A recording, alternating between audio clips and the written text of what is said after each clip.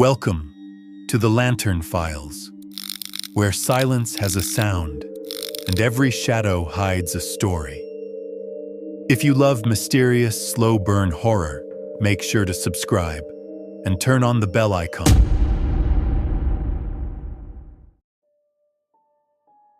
I work night shifts, or at least I used to. It was at a distribution warehouse on the edge of Bristol. Nothing special. We packed and shipped bulk orders for small stores. It was quiet, boring work, but I liked it that way. The shifts were long, from 7 in the evening until 7 in the morning. You start to lose your sense of time when you work nights like that. The world feels paused, like you're awake inside someone else's dream. I'd been there about 8 months when this happened. It was late October, cold enough that your breath hung in the air even inside the building. A few people had called in sick, so the place felt emptier than usual. When I clocked in that night, the system glitched. My name showed up twice on the schedule. I joked about it to my supervisor, Mark, and he laughed, saying, "Guess you're doing a double then." We both laughed, but now I keep thinking about that. Around 2 or 3 in the morning, the lights flickered. Not fully off, just dim for a second. All the handheld scanners beeped at once, then silence. My co-worker Connor looked at me and said, "That was weird." Right after that, the intercom crackled. A voice came on saying, "All staff, please remain in your assigned zones until further notice." It didn't sound like Mark. It didn't sound like anyone I recognized. We waited for a bit, then went back to work. But the air felt heavy, like the whole warehouse was holding its breath. After an hour or so, I realized I hadn't seen anyone else in a while. Usually, you can hear forklifts or people shouting across aisles. Nothing. Just my own footsteps. I called out for Connor, but he didn't answer. I walked around for a bit until I noticed something off. The emergency exit lights were out. All of them. Then the intercom clicked on again. Same flat voice. It said, "Daniel, please remain in your assigned zone." It said my name. I froze. The walkie on my belt crackled, but nobody answered when I called. I started walking toward the front office. The warehouse felt wrong, like every sound had a delay, like I was walking underwater. The office door was locked. It's never locked during shifts. I knocked and waited. No answer. Then the voice came again. "Daniel, you're not in your zone." The overhead lights started shutting off one by one, following me down the aisle. I didn't think. I just ran. I pushed through the side exit and stumbled into the parking lot. Outside, everything was silent. Not quiet, silent. The sky was black, no stars, no moon. The air didn't even move. I jumped in my car and drove home. The clock on the dashboard said 4:46 a.m., but my phone said 10:12 a.m. I had 6 missed calls from my boss, 3 from my girlfriend, and 1 from an unknown number. When I called my boss back, he was furious. "Where the hell were you? You didn't show up last night." I told him I was there. I told him about the power flicker and the voice on the intercom. He interrupted me and said, "Daniel, the shift was canceled.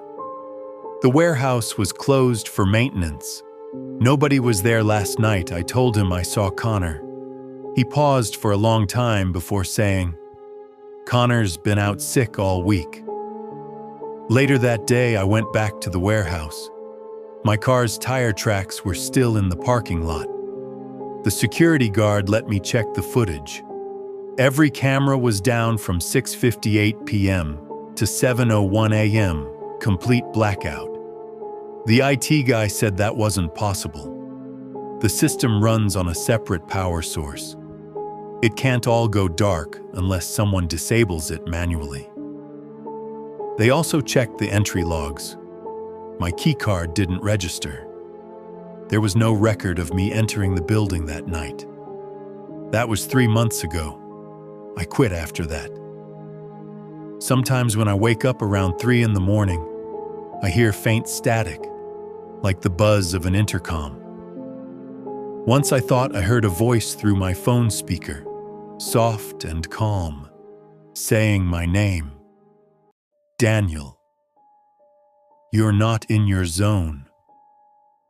I don't work nights anymore, but when the lights flicker in my flat, I get that same feeling in my chest, like I never really left that building.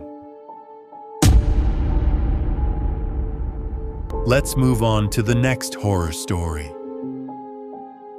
I've lived in this apartment in Leeds for about 2 years. It's a small 2-bedroom place that I share with a guy named Mark. Or at least, I used to. Mark was quiet, a bit older than me, mid-30s maybe. He worked long hours as an EMT, so most of the time I barely saw him. But he always paid rent on time, kept to himself, and was clean. It was fine. The weird stuff started small. I'd wake up and find the kitchen light on, or the TV volume turned up higher than I remembered. I figured Mark was just coming home late and forgetting to switch things off. Then one Sunday morning, I got up and saw an empty mug on the counter that said, "World's Best Dad." It wasn't mine. I asked Mark about it later, and he said it wasn't his either. We both laughed it off, assuming it belonged to the last tenant. A few days later, I came home from work and saw muddy footprints in the hallway. The front door was locked, and Mark's car wasn't in the lot. I texted him asking if he'd been home earlier. He said no, he was still on shift. I cleaned the prints up, but I remember staring at them for a long time. The tread looked strange, too long, like whoever made them had oddly shaped feet. The next few weeks, small things kept happening.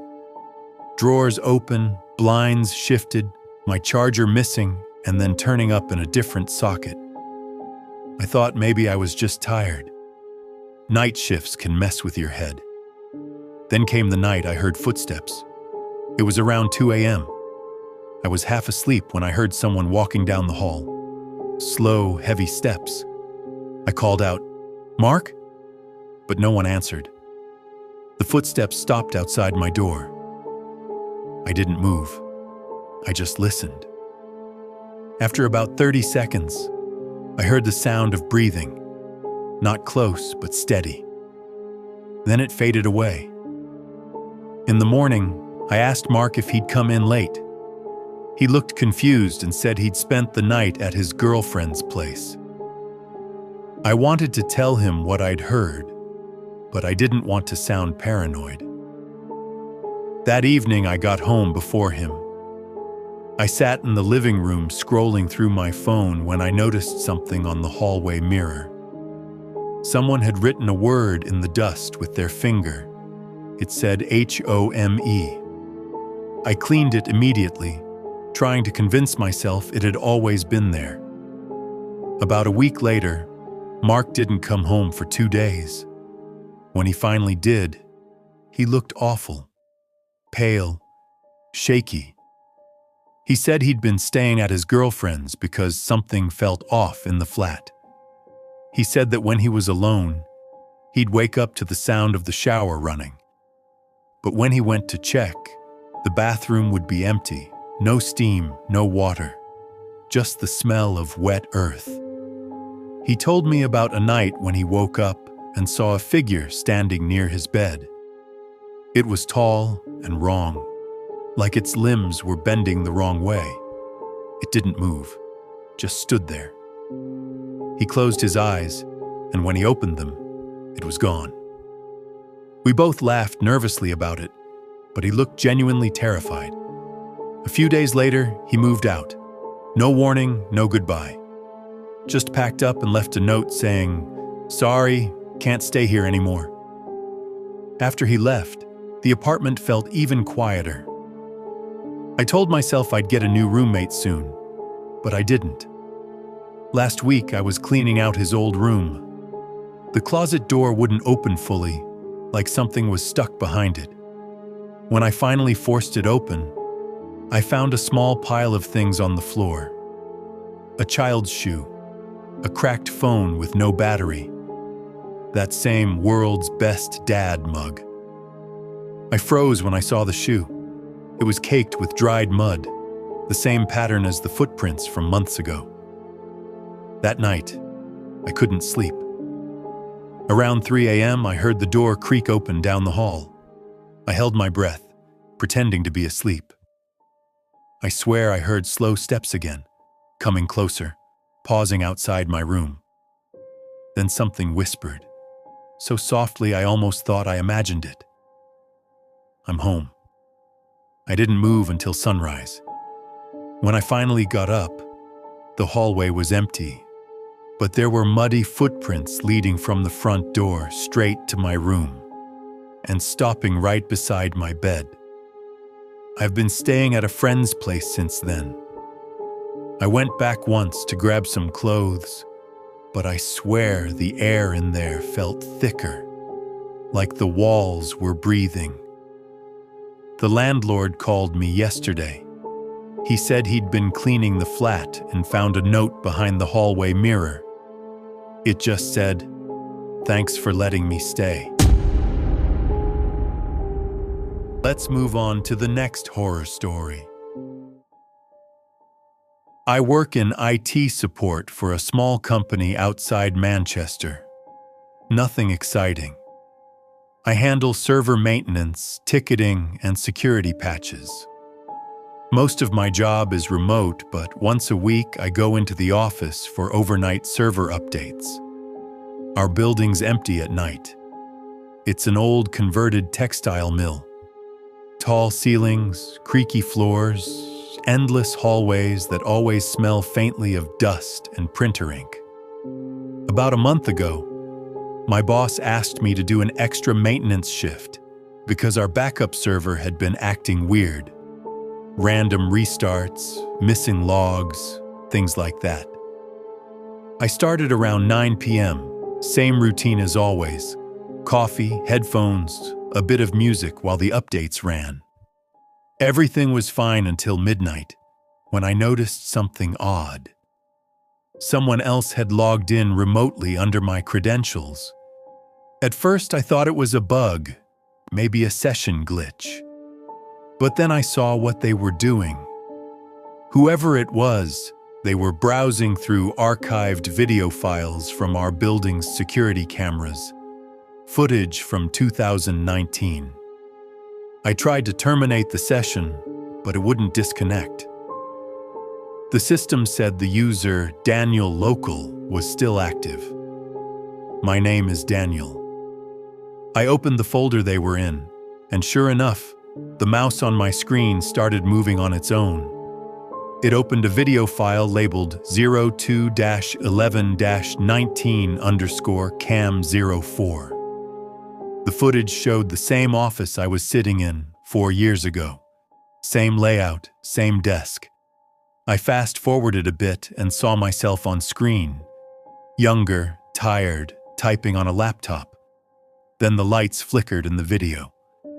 The version of me looked up, confused, just like I did now. And then, on the screen, another figure appeared behind him. Behind me, standing near the door. Tall, blurry, almost featureless. It didn't walk in. It just sort of appeared, like a smudge that solidified it to a person. The me in the video didn't notice at first. Then the lights dimmed again, and I saw his face turn pale as he looked up toward the camera, straight at it, like he finally saw what I was seeing. The figure leaned forward and whispered something into his ear. I couldn't hear it. No audio, but the me on screen froze completely, eyes wide, mouth open. Then the video cut to static. I tried closing the file, but my mouse stopped responding. The screen went black for a few seconds. Then text appeared. "Hello, Daniel." I yanked the Ethernet cable out of the wall and shut everything down. When I tried to restart, the system wouldn't boot. The monitor stayed black except for one line of text. "You left me here." That was the moment I realized something. I'd done this exact update shift before, in 2019. I even remembered that night now, how the servers crashed and I lost 3 hours of logs. How I woke up at my desk, thinking I'd just nodded off. But I'd never remembered seeing the figure. The next day, I checked with my boss to see if anyone else had remote access to my account. He said no, only me. He also said the building's security footage from 2019 had been wiped years ago. No backups exist. He even showed me the file directory. The folder I'd seen wasn't there. I told myself I must have hallucinated, stress, or lack of sleep. But last week, while updating another server, I got an alert. User Daniel Local logged in from terminal number 04. Terminal number 04 is the old workstation in the break room, the one we haven't used since 2019. I walked down there. The monitor was off, dust everywhere, but I could hear faint clicking, like someone typing very slowly. I checked the keyboard. No keys were moving. I left the building without finishing my shift. Now, every night around the same time, my laptop at home makes a soft clicking noise, even when it's off. Sometimes when I open it, a file is already on the screen. Just one line typed over and over. "You left me here." Last night, there was something new at the bottom. "But I found you again." That's all for today. If you liked the video, please make sure to subscribe. See you guys in the next video.